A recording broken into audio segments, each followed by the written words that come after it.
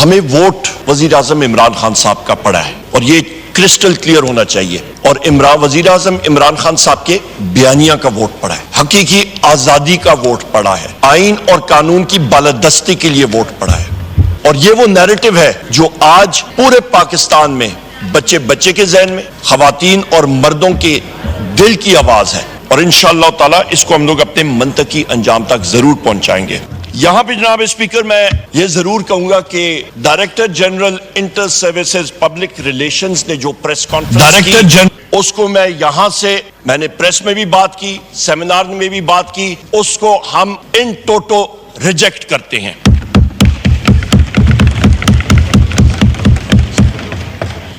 جناب اسپیکر، آپ سے میں گزارش کروں گا کہ آپ oath of an officer article 244 اس آئین کی کتاب کا پیج نمبر 203 ذرا میرے ساتھ پڑھیے گا اور دیکھیے گا۔ یہ وہ اوتھ ہے جو کہ ہر ایک کمیشنڈ آفیسر نیوی کا، ایئر فورس کا اور پاک فوج کا جس وقت وہ کمیشن حاصل کر رہا ہوتا ہے ان کو یہ لینا پڑتا ہے، اور اکیڈمی جونیئر انڈر آفیسر اس نے جھنڈا پکڑا ہوتا ہے اور وہاں پہ یہ اوتھ پڑھا جاتا ہے۔ میں پڑھ کے آپ کو سنا دیتا ہوں۔ I do solemnly swear that I will bear the faith and allegiance to Pakistan and uphold the Constitution of the Islamic Republic of Pakistan, which embodies the will of the people, that I will not engage myself in any political activities whatsoever, and that I will honestly and faithfully serve Pakistan in the Pakistan Army, Navy or Air Force as required by and under the law. May Allah Almighty help and guide me.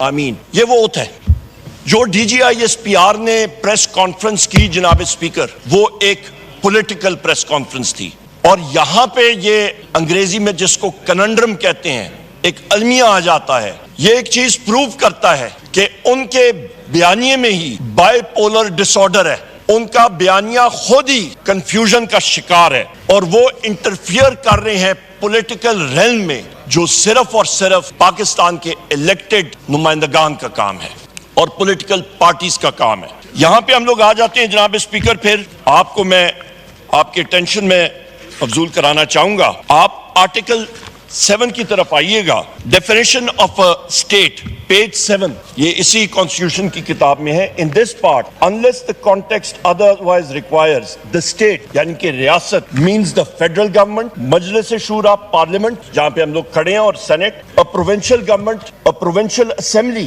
and such local or other authorities in Pakistan as are by law empowered to impose any tax or cess۔ یعنی کہ جناب speaker جو آئین اس پہ جو ریاست کی definition ہے وہ ادارہ ہے قومی اسمبلی، مرکزی حکومت، صوبائی حکومت، صوبائی اسمبلیز، ٹی ایم اے آپ کی تحصیل، میونسپل ایڈمنسٹریشن آپ کی، یا ٹاؤن کمیٹی جو آپ پہ ٹیکس امپوز کر سکتی ہے، وہ ریاست ہے۔ پر جو سیکیورٹی ادارے ہیں جناب اسپیکر وہ ریاست نہیں ہے، وہ ریاست کے ٹولز ہیں، ریاست ان کے ذریعے کام لیتی ہے اور لے سکتی ہے، وہ ریاست کے ملازمین ہیں۔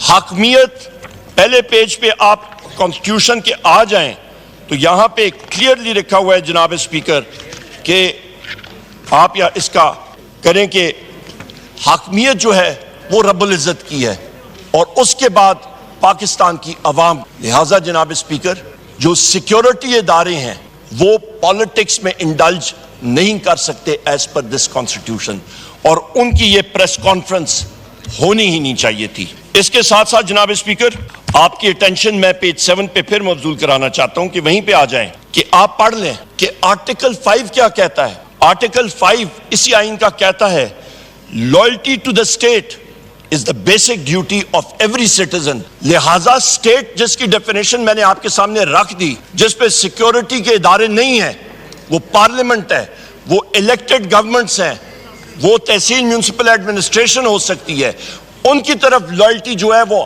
ہر ایک شخص، چاہے وہ مسلح افواج کا ممبر ہو یا وہ سیویلین ہو، وہ لازم ہے۔ اور مسلح افواج میں تو یہ باقاعدہ اوتھ لی جاتی ہے۔ سو لہٰذا جناب اسپیکر اس پہ کوئی اس چیز کو، اس ریڈ لائن کو یا کراس کرے تو next article the famous Article 6 اس پہ نافذ ہوتا ہے جناب اسپیکر, جو ہائی ٹریزن کا ہوتا ہے. سو لہذا یہاں پہ بڑی کلیئرٹی ہونی چاہیے, اور آرٹیکل 6 بھی آپ یہاں پڑھ لیں. Any person who abrogates or subverts or suspends or holds in abeyance or attempts or conspires or abrogate or subvert or suspend or hold in abeyance the Constitution by use of force or show of force or by any other unconstitutional means shall be guilty of high treason. آئین واضح ہے جناب speaker, constitutional limits سارے اداروں کی, چاہے وہ judiciary ہو, چاہے وہ آپ کی گورنمنٹ ہو, چاہے جو ادارہ ہو, اس کی لمٹس کلیئرلی ڈیفائنڈ ہے.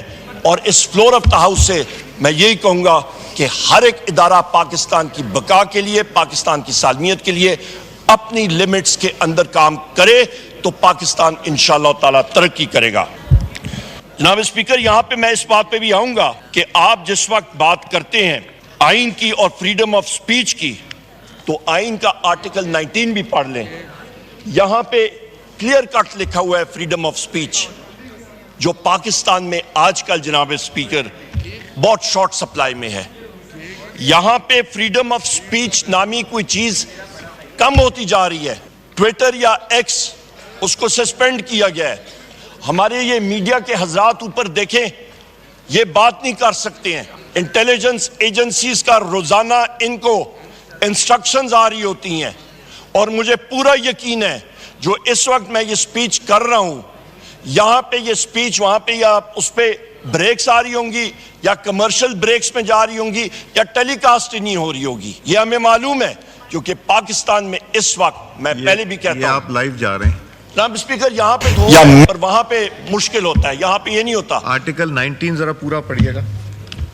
یہاں پہ جناب اسپیکر, یہاں پہ یہ چیزیں جو ہے یہ بالکل یہ کٹ کے آتی ہیں. ہم نے دیکھا ہوا ہے جس وقت پہلے بھی ڈیپٹی اسپیکر صاحب پریزائڈ کر رہے تھے, جی, جس وقت آپ اس وقت پریزائڈ نہیں کر رہے تھے, وہاں پہ بھی ہم نے یہی چیز اٹھائی تھی.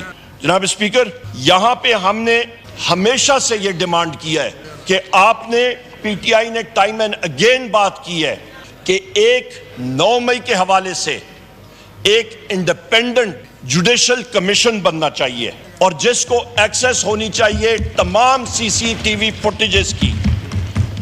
اور یہ جو ہے ٹروتھ مسٹ پریویل. جناب اسپیکر, سچائی کو سامنے آنا چاہیے.